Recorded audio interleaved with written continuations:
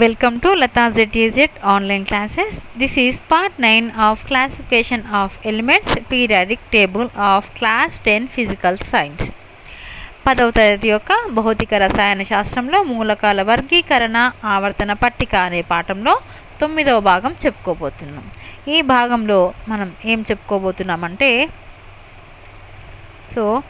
here in previous class we understand about valency, and in this class we are going to discuss about atomic radius and its trend in the modern periodic table. So first of all you have to know what is atomic radius. Atomic radius of an element may be defined as the distance from the center of the nucleus of the atom to its outermost shell. So atomic radius of an element is not possible to measure in its isolated state. So however we can measure the distance between the nuclei of adjacent atom in a solid. From that we can estimate the size of the atom by assigning half of this distance to the radius of each atom. So see this. This is one atom and this is another atom. So we can estimate the size of this atom by assigning the half distance to the radius of an atom. Okay, so in another way of estimating size of an atom is to measure the distance between the two atoms in a covalent molecule. So in a covalent molecule, how can we estimate the size of atom? Yes, we can estimate the size of atom with the distance between the two atoms in covalent molecules. The size of a chlorine atom is estimated by measuring the length of the covalent bond between two chlorine atoms in a Cl2 molecule. Half of this distance is taken as atomic radius, which is called as the covalent radius of the chlorine atom. So atomic radius is measured in pm, that is picometer units. So 1 picometer equal to 10 to the power of minus 12 meters. This is the unit of atomic radius. So what is the trend of atomic radius in the groups and periods? So if we first of all in groups, so the atomic radii increases from top to bottom in a group of the periodic table. As we go down in a group, the atomic number of element increases, and also the number of shells are increasing from top to bottom. So the distance between the nucleus and the outer shell also is increasing. Hence the atomic size increases with the atomic number when we go down to the group. So in group, the top to bottom, the atomic radius is increasing. So we can say that increasing. Okay, if you take periods, what about periods? In a period, atomic radii of elements decreases across a period from left to right. You can see here from left to right we are going, the atomic radius is decreasing. As we go to right, electrons enter into the same main shell or even in inner shell in case of D black and F black elements. Therefore there should be no change in distance between nucleus and outer shell, but nuclear charge increases because of the increase in the atomic number of element in a period. Hence the nuclear attraction on the outer shell electrons increases. As a result, the size of the atom decreases. So this is the trend of atomic radius in the groups and periods. So in group, that is increasing from top to bottom, and in periods this is decreasing from left to right. So what about if a atom or element and its ion have same size? We can see by example. Assume that sodium atom has lost an electron and formed a cation of sodium Na+. So as a proton number is more than electrons in it, the nucleus of Na+ ion attracts outer shell electrons with strong nuclear force. So as a result, Na+ ion shrink in size. Therefore, the size of Na+ ion is less than Na atom. So here Na+ size is less than the Na atom. And if you take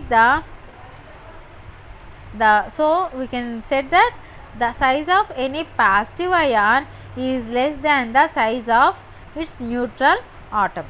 And if you take the anion, what is the result? So assume that chlorine atom has gained an electron to form anion of chlorine, that is chlorine minus, that is chloride ion.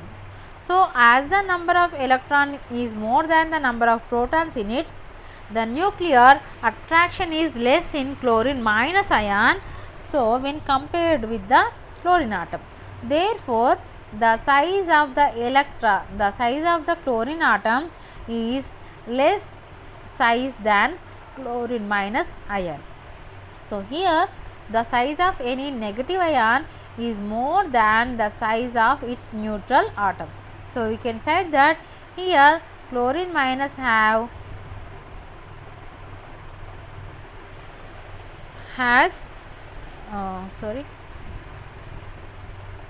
you can write like this also. So chlorine atom has less size than chlorine minus ion. Okay, right. So this is our lesson in this part. ఈ భాగంలో మనము పరమాణు వ్యాసార్థం అనేది ఆవర్తన పట్టికలో ఎలా మారుతుంది, దాని ఆవర్తన సరళి ఏమిటి అనేది చెప్పుకోబోతున్నాం. పరమాణు కేంద్రకానికి, ఇది ఒక పరమాణువు, ఈ పరమాణు కేంద్రకానికి మరియు దాని బాహ్య కక్షకు మధ్య గల దూరాన్నే మనం ఈ దూరాన్ని ఆ మూలకం యొక్క పరమాణు వ్యాసార్థం అని చెప్తున్నాం. మరియు ఒక ఒంటరిగా ఉన్న పరమాణు యొక్క వ్యాసార్థాన్ని కనుగొనడం అనేది సాధ్యం కాదు. అయినప్పటికీ మనం ఘనపదార్థంలోని రెండు పక్క పరమాణువుల కేంద్రకాల మధ్య దూరాన్ని కనుక్కోవచ్చు. ఈ దూరంలో సగాన్ని మనం పరమాణు వ్యాసార్థంగా లెక్కిస్తాం. మరో రకంగా సంయోజనీయ బంధాన్ని కలిగి ఉన్న అణువులోని పరమాణువుల మధ్య దూరంలో సగాన్ని పరమాణు వ్యాసార్థంగా మనం తీసుకుంటాం.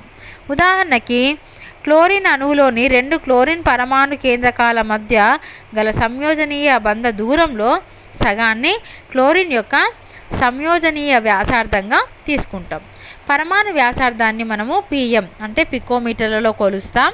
ఒక పికోమీటర్ = 10⁻⁻12 మీటర్లుగా తీసుకోవాలి. మరి గ్రూప్లో పరమాణు వ్యాసార్థంలో ఏ విధంగా మార్పులు వస్తాయి మనం ఇక్కడ చూడవచ్చు. చూడండి, ఇక్కడ పైనుంచి గ్రూప్లో కిందికి వచ్చిన కొద్దీ ఈ పరమాణు వ్యాసార్థం ఏమవుతుంది, పెరుగుతుంది. కాబట్టి సైజ్ అనేది పెరిగింది. కాబట్టి ఆవర్తన పట్టికలో గ్రూప్లలో పైనుండి కిందికి పోయే కొద్దీ పరమాణు వ్యాసార్థం పెరుగుతూ ఉంటుంది. ఎందుకు అంటే కిందికి పోయే కొద్దీ మూలకాల పరమాణు సంఖ్య పెరుగుతుంది. గ్రూప్లో పైనుండి కిందికి కక్షల సంఖ్య కూడా పెరుగుతుంది. పరమాణు కేంద్రకం నుండి వ్యాలెన్సీ స్థాయి ఎలక్ట్రాన్ల మధ్య దూరం కూడా పెరుగుతుంది. అందుకే పరమాణు పరిమాణం అనేది గ్రూప్లో పైనుండి కిందికి పోయే కొలది పెరుగుతూ ఉంటుంది. మరి పీరియడ్లలో ఏమవుతుంది చూడండి, మీరు ఇక్కడ గమనించవచ్చు, పీరియడ్లలో తగ్గుతుంది. మరి ఎందుకు తగ్గుతుంది,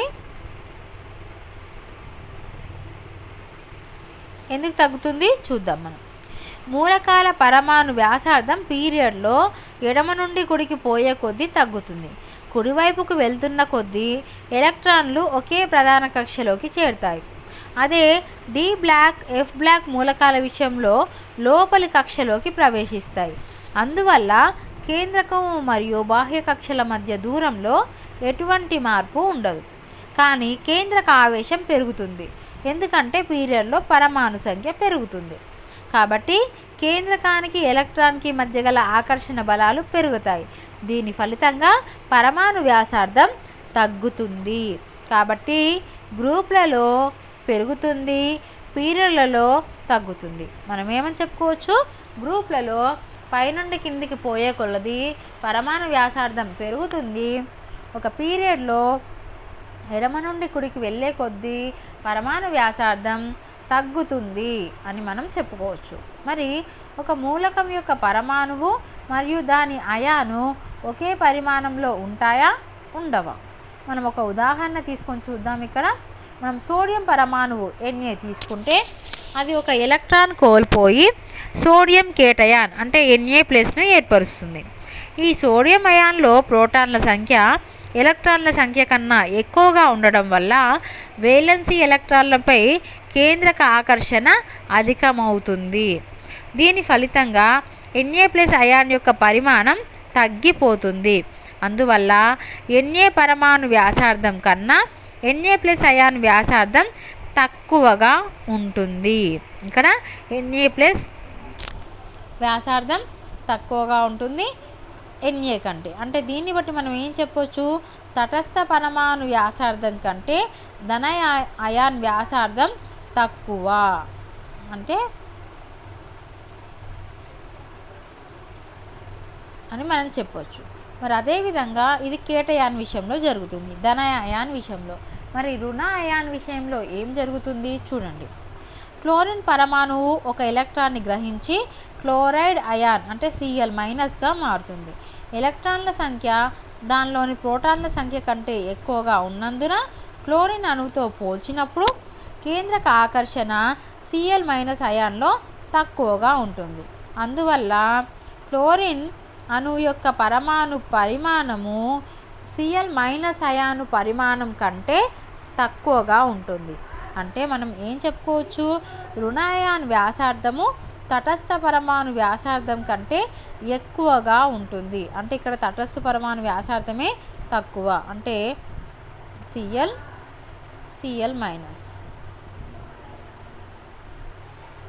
లేదు, మనం దీనికి వ్యతిరేకంగా కూడా రాయొచ్చు. So Cl- okay.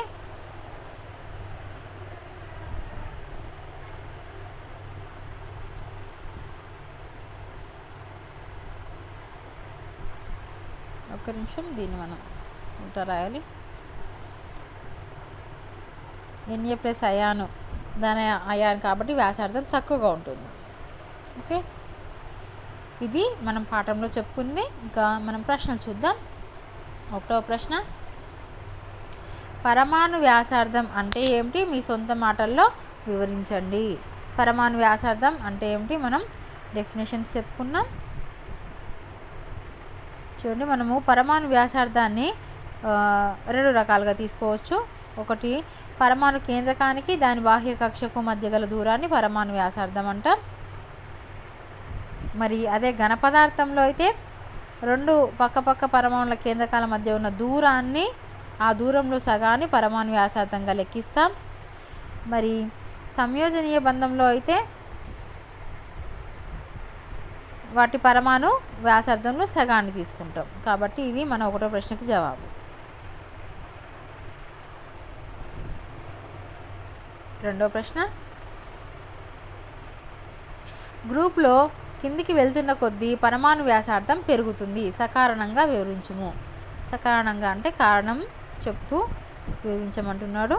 మరి గ్రూప్లో పరమాణు వ్యాసార్థము పెరుగుతుంది పైనుండి కిందికి వెళ్ళే కొద్దీ. ఎందుకు, కారణం ఏమిటి, ఇది మనం వివరించాలి. చూడండి, కారణం ఇది ఎందుకంటే పరమాణు సంఖ్య పెరుగుతుంది, కక్షల సంఖ్య పెరుగుతుంది, కాబట్టి మనకి పరమాణు వ్యాసార్థం పెరుగుతుంది. ఇది మన రెండో ప్రశ్నకి జవాబు.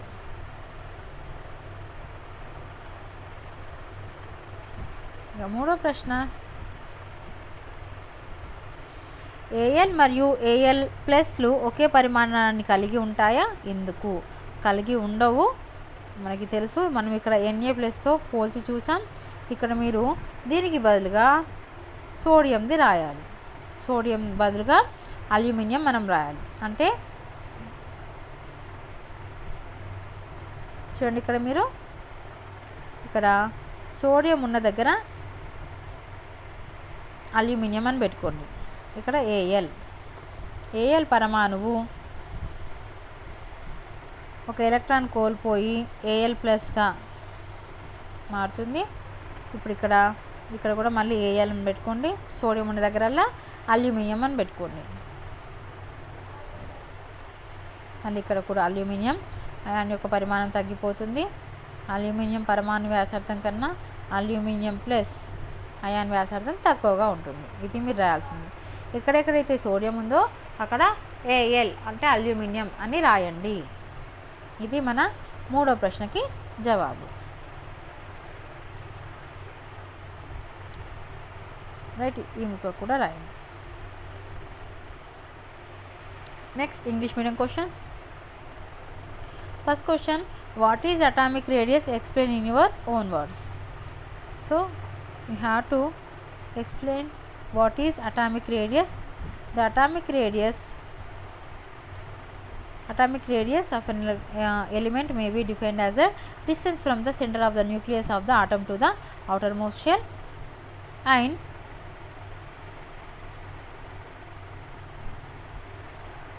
this is also atomic radius in solids. And in covalent bonds, this one. So this is first answer.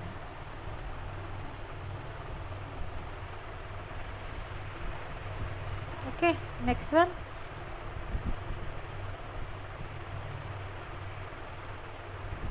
Why does the atomic radius increase going down a group? Explain with the reason. So the atomic radius increasing top to bottom because reason is the atomic number is increasing and the shells also increasing, so that's why atomic radius also increasing. So this is your answer, second answer. Next one, do Al aluminum and Al plus aluminum cation have same size? Why? So here we take example of, already we took the example of sodium, but here we have to take the example of sodium. So wherever sodium, there you have to write aluminum. So first one here sodium, write aluminum. Next here also aluminum plus. Next here sodium aluminum plus. Next sodium aluminum plus sodium aluminum. Okay, so this is your third answer.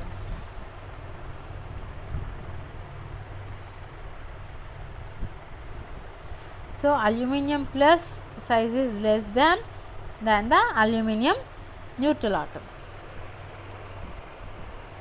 Okay, next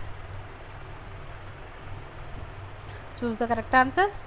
Which has the maximum atomic radius? So see, this is 13, 14, 15, 12. So this is nothing but in a period. So in a period we already studied that, we already learned that in a period from left to right the atomic radius is decreasing. So which has maximum atomic radius? The smallest one has largest atomic radius. So answer will be magnesium, D.